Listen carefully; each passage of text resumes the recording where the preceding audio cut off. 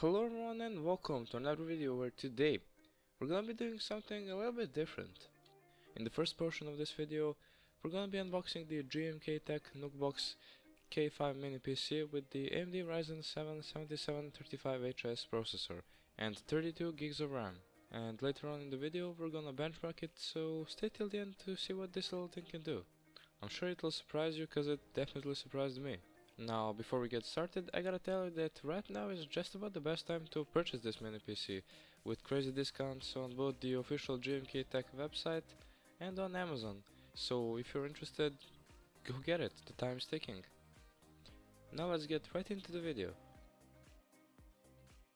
At the heart of the NucBox K5 lies the AMD Ryzen 7 7735HS octa-core processor, a true powerhouse that effortlessly handles multitasking, content creation and gaming with its 16 threads and impressive clock speeds of up to 4.7 GHz. Complementing the CPU is the Radeon 680M iGPU boasting 12 cores and speeds of 2.2 GHz, delivering stunning visuals and high FPS at resolutions up to 1080p. Utilizing the advanced 6nm Zen 3 technology, this processor ensures efficient performance while remaining cool under pressure, thanks to its robust cooling system. The NucBox K5 offers unparalleled flexibility in memory and storage configurations, supporting up to 64 GB of DDR5 RAM, clocked at 4800 MHz, and featuring dual M.2 NVMe PCIe by 4 SSD slots for storage expansion up to 4 TB. In terms of connectivity, the NucBox K5 leaves no stone unturned. Equipped with Wi-Fi 6 and Bluetooth 5.2, users can enjoy blazing fast wireless connection for streaming, gaming, and productivity tasks. Additionally, the inclusion of dual 2.5G Ethernet ports ensures high-speed wired connection, perfect for all your esports titles. In terms of I/O, it comes with 3 USB 3.2A ports, a USB 2.0 port, a 3.5mm audio jack, and both HDMI 2.0 and DisplayPort 1.4 for video output. Notably, the inclusion of a USB Type-C port with DisplayPort 1.4 support further enhances the versatility of the device, enabling data transfer, power delivery, and additional video output options. Measuring at just 128.8 by 127 by 48.8mm, the NucBox K5 boasts a compact form factor that belies its impressive performance capabilities. The sleek housing features ventilation holes for efficient cooling, ensuring optimal performance even during prolonged use. Additionally, the inclusion of a VESA mount bracket allows for easy mounting behind monitors or TVs, maximizing desk space and enhancing overall aesthetics.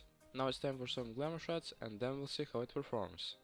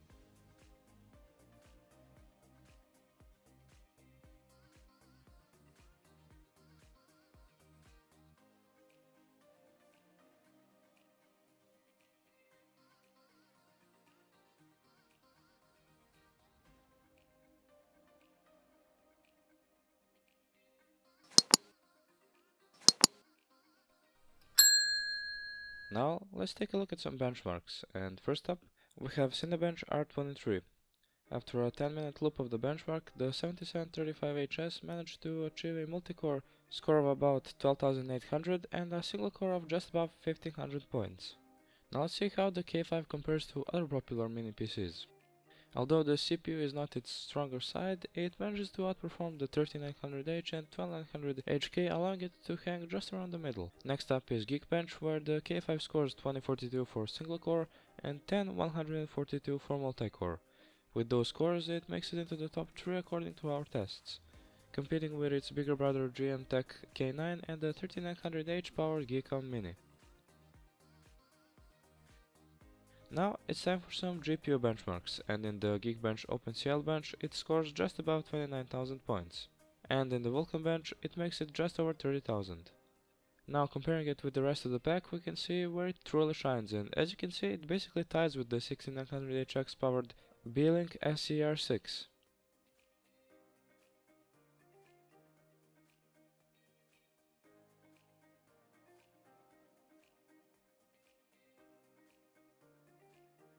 In 3D Mark Nitrate, it scores just under 24,000 on the graphics and about 13,400 on the CPU score. Together, that makes up a score of 21,379.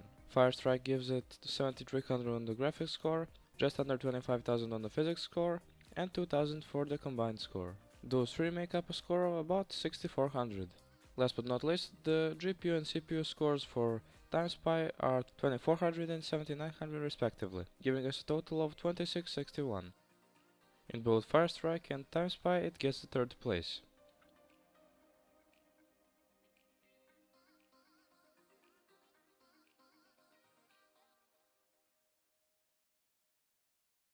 Now let's get into some gaming benchmarks, starting off with Red Dead 2. The in-game benchmark at 1080p low scored an average of 43 FPS, which goes up to 59 with FSR set to performance. And for the rest of these tests, we will be using the low preset with ultra textures since it makes the game look way better. At 1080p low with ultra textures, it stays above 30 FPS and averages at 33.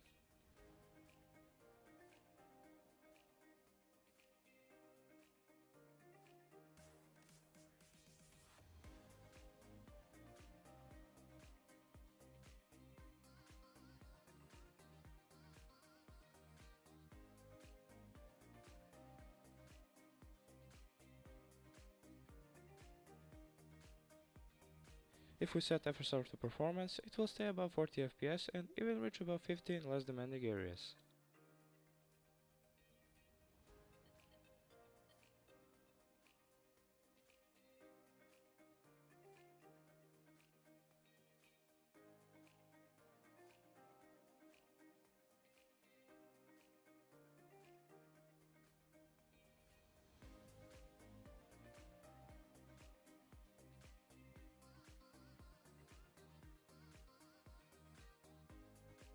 Now after lowering the resolution to 900p and turning off upscaling, we get a basically locked 40 FPS.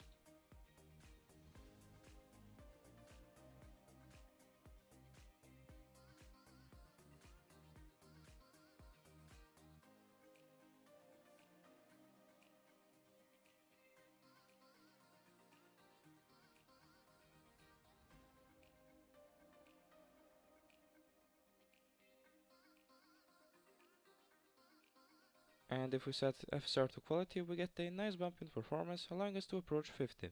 It runs similarly to 1080p with FSR performance, but in my opinion looks way better.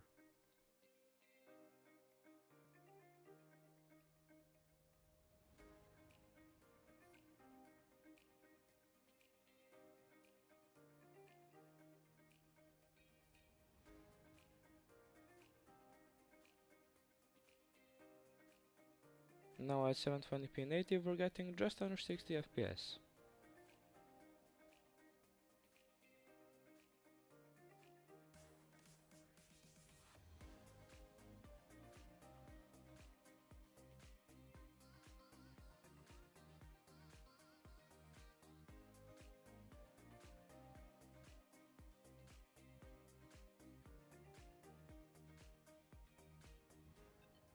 And with FSR quality we're easily over 60, but the visual fidelity does suffer.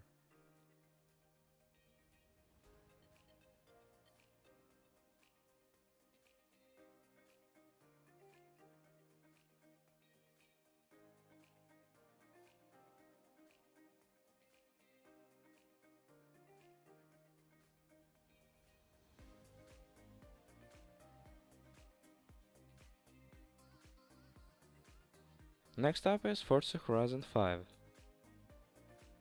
And at 1080p low with MSA set to 2x, the game doesn't fall under 70 FPS.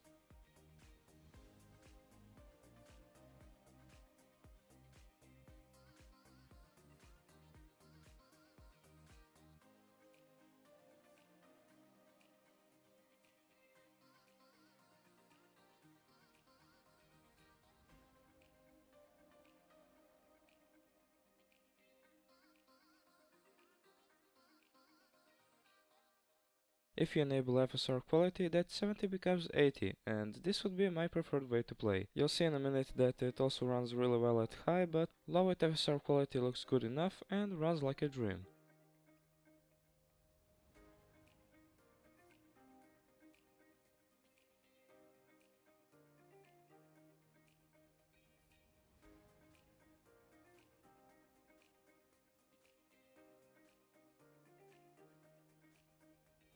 Now we're at 1080p native with the high preset, and we're getting an average of 45 with the game reaching 50s in less demanding areas and 40s in more demanding areas.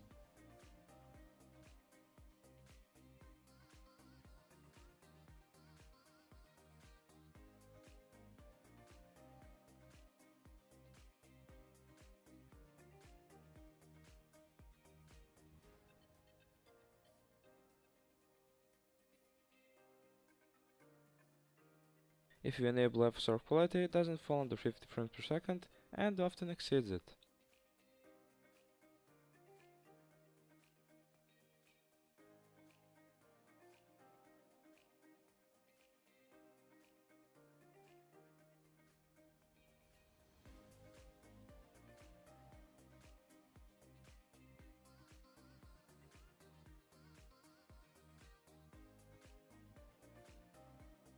Now with FSR set to balance, we almost reached 60 with low 50s in more demanding parts of the map. FSR performance will allow us to break through and go over 60 FPS.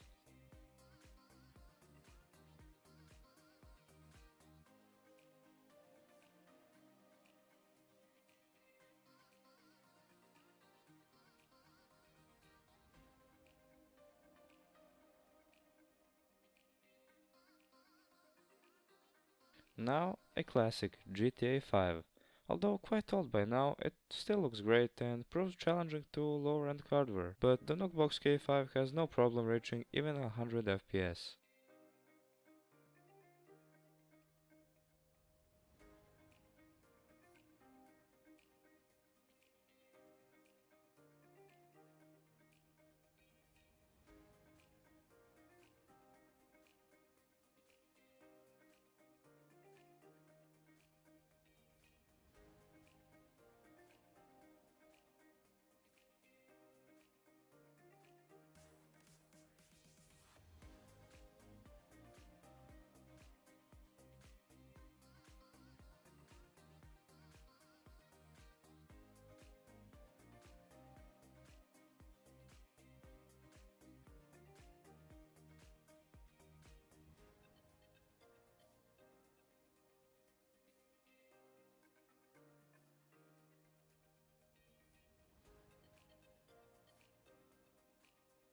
In Fortnite at 1080p medium with TSR set to low, we're averaging above 60 FPS.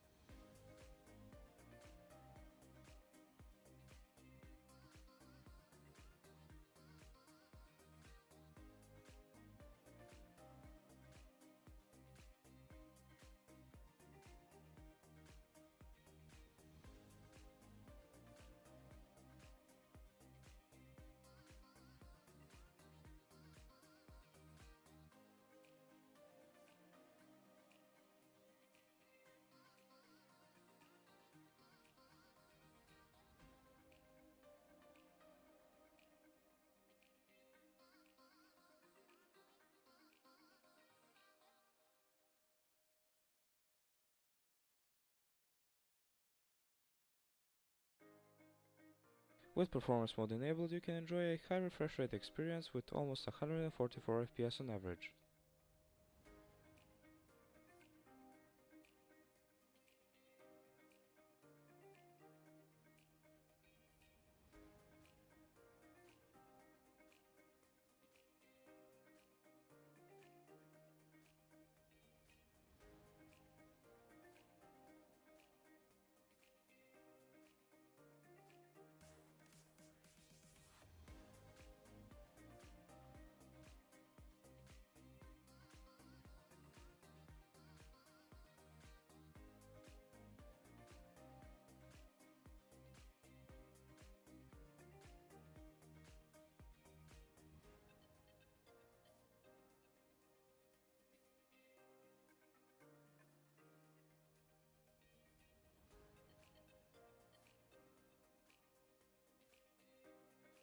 Now for some emulation, we've got new Super Mario Bros. DS dragging along at full speed in 10x resolution.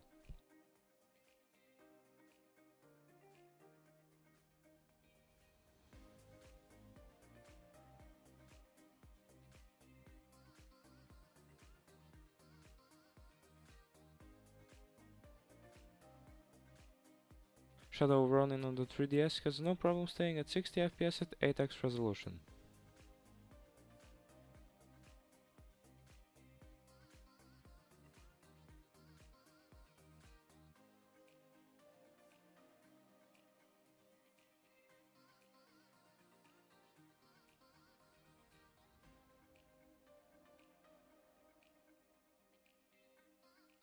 We've tested Rayman on Dreamcast at only 1x resolution, but it would run at full speed even at much higher resolutions.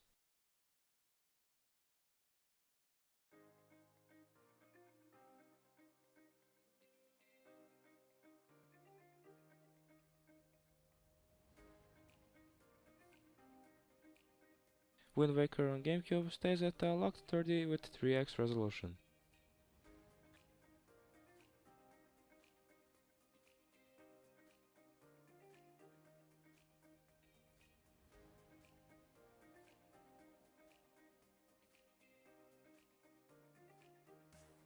Next up, Chains of Olympus on the PSP runs perfectly at 8x resolution.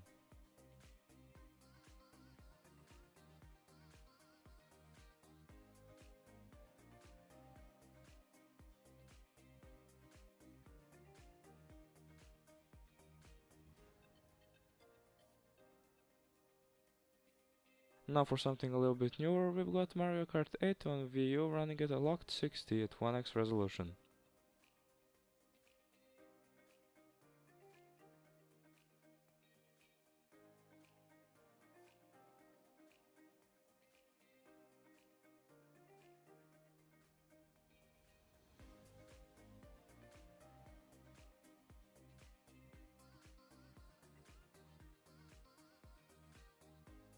And last but not least, Gran Turismo 4 on the PS2 almost reaches full speed at 2x, lowering it to 1x resolution would let the game run perfectly.